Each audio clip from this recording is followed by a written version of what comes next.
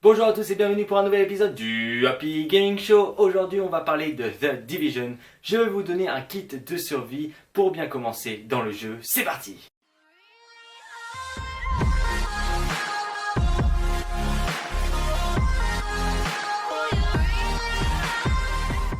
En 1, que faire en priorité? La première chose à faire après avoir terminé le tuto est d'obtenir votre base d'opération et d'enchaîner avec la mission principale Hôtel de campagne Madison.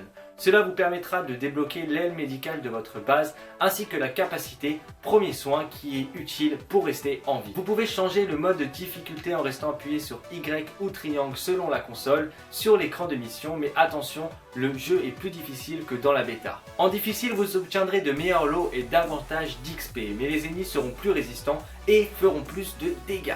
La difficulté s'adapte aussi en fonction du nombre de joueurs présents dans votre groupe. Je vous conseille ensuite d'enchaîner avec la mission Tunnel Lincoln et Morgue du métro afin de débloquer les deux autres ailes de votre base et d'obtenir deux autres compétences, Abri intelligent et Tourelle. Vous pouvez bien sûr vous attaquer aux activités secondaires afin de monter de niveau et de looter. Avec bien sûr recherche sur le virus, récupérer les bases Echo et les Intel, aider les forces JTF à combattre les autres factions et les autres missions secondaires. Vous pouvez rejouer les missions principales pour gagner de l'expérience et des équipements. Pensez à utiliser les déplacements rapides sur votre carte pour rejoindre vos coéquipiers et votre base. En 2, comment choisir le pistolet? Dans The Division, vous pouvez porter 3 armes simultanément, 2 armes longues et un pistolet. Pour prendre le pistolet, il suffit de tapoter 2 fois rapidement sur Y ou triangle et tapoter une fois pour passer de votre arme principale à votre arme secondaire.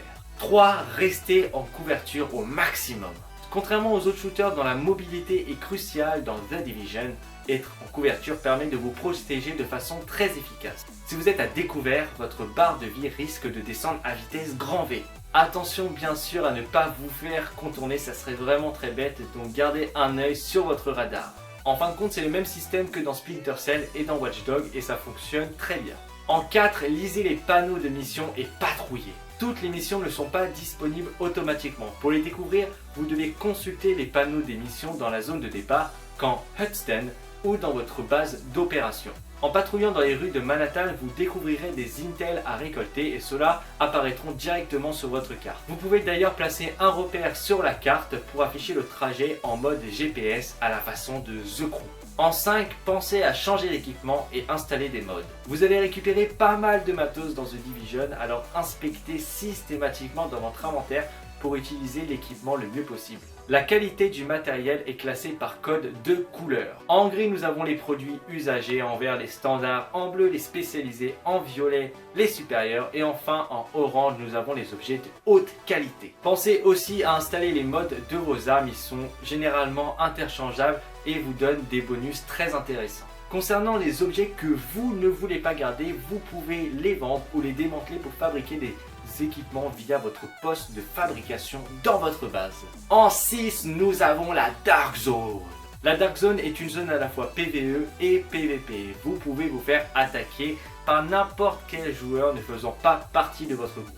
Restez donc sur vos gardes et ne faites confiance à personne. Et j'ai bien dit à personne. Si vous attaquez d'autres agents, vous passerez renégat et sera visible sur l'écran des autres joueurs aux alentours. Mieux vaut être préparé et bien équipé avant de jouer au malin. Pour récupérer des lots contaminés, allez à un point d'extraction et appelez l'hélico. Le temps que le chopper se pointe, soyez attentifs et surtout au moment de déposer vos lots. Faites attention car des petits malins balancent des grenades et des bombes collantes dans le tas pour tuer tout le monde d'un coup. Temporisez. Attention, méfiez-vous en particulier des joueurs sans sac jaune au point d'extraction. Cela signifie qu'ils n'ont rien à extraire et qu'ils sont probablement là pour vous prendre votre butin. En 7, aidez les civils de Manhattan. Vous croiserez en vous baladant de temps en temps des civils dans le besoin. Alors soyez sympa avec eux et contre des provisions, vous obtiendrez de l'expérience et parfois des lots cosmétiques.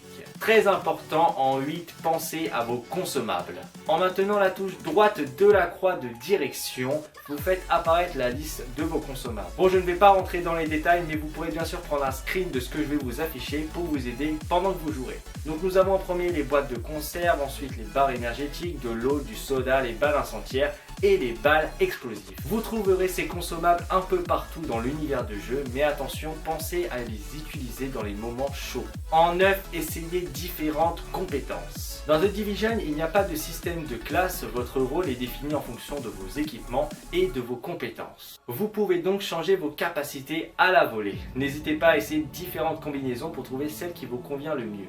Je vous conseille vivement de prendre Premier Soin qui est très efficace. Enfin, en 10, utilisez vos grenades nom d'un chien. Maintenez cette fois-ci la touche gauche de la croix de direction pour faire apparaître le menu des grenades et sélectionnez-les avec le stick droit. Alors il y a les grenades à fragmentation, les flashbangs, les incendiaires, les électriques, les lacrymogènes et enfin les IEM. Pour lancer une grenade, appuyez sur la touche gauche de la croix puis sélectionnez la zone où lancer la grenade et appuyez sur la gâchette droite. C'est très facile et très efficace.